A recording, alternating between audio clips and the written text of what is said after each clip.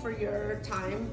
I just went to the showroom and I had a mix of emotions because, you know, even when I posed for Playboy and I was shot by Anna Nicole Smith's photographer, Stephen Wada, I always have problems with wardrobe. It's like the English department. Like in high school, I had straight A's, but the English department hates me. Same with wardrobe. Like, for some reason, I've always had problems because my body is not the norm, you know? Like you said, I have Marilyn Monroe, Anna Nicole Smith, but there's only been 2 and we've had millions of stars. So, you know, calculate, you know, the numbers, you know, it's one of a kind. So when I walked in there, you know, nothing really popped out. I mean, it was nice stuff. Well, you did find one amazing Yes, piece. I did find one amazing piece by Yazaman.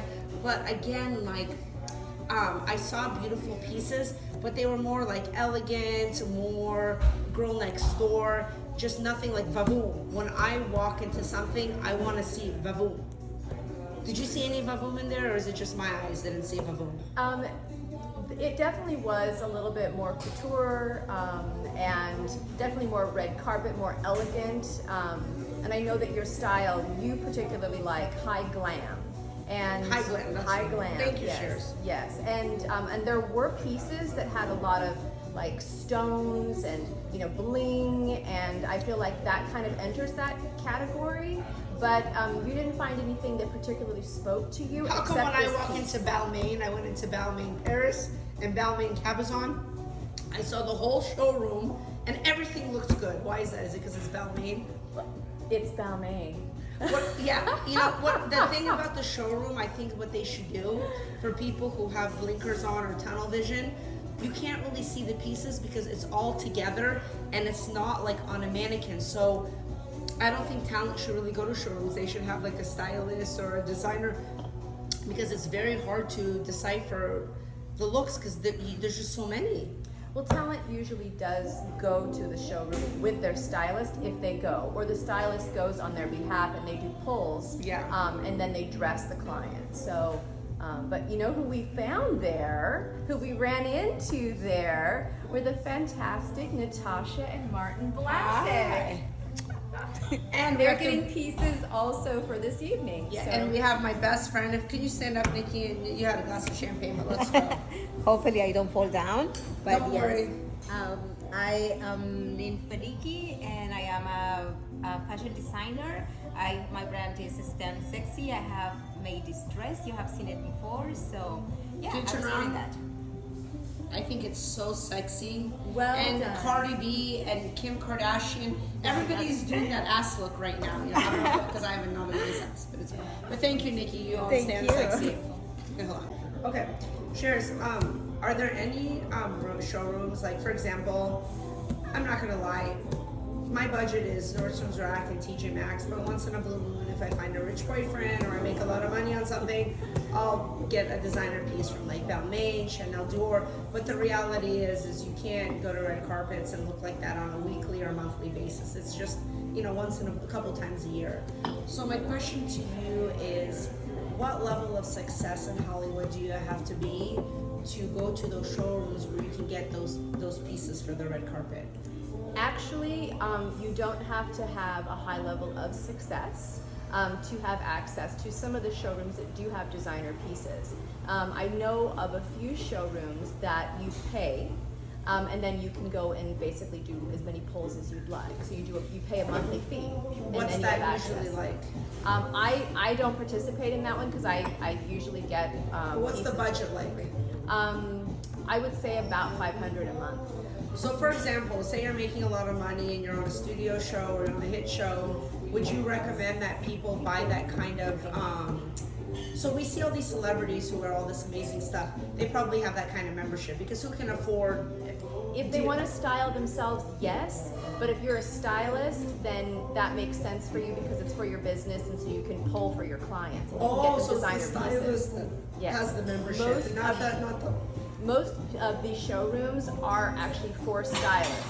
It's very rare that talent gets access, but because I have a fashion background, or maybe some talent, have personal relationships with the people that own or run the showrooms, that's how they gain access. Okay, explain what is a showroom and who would use a showroom. Okay, so a showroom is a business that houses several different designers' pieces. And if you're a stylist or a specific type of talent that wants to style themselves and has access to carpets or events where the showroom would want to work with you, then that's where you would go to find pieces for an event. But people always say that fashion changes. So if something is already out of fashion, why would a celebrity wear an older piece if it's already, or do these fashion rooms have all the, like, 6 months before it comes out, do the designers send them the pieces 6 months before production? Yeah, so some showrooms, they do have designers that give the new collection, right? Got it. So that 'Cause you're if a able celebrity to wear can't be in an current old dress, yeah. pieces, correct. And then others, like the one, you know, that I mentioned where you pay a fee and you go to and you can do polls, that one, they do have classic designer pieces. And so you just kind of, you know, wear what's available, and also pieces are added all the time.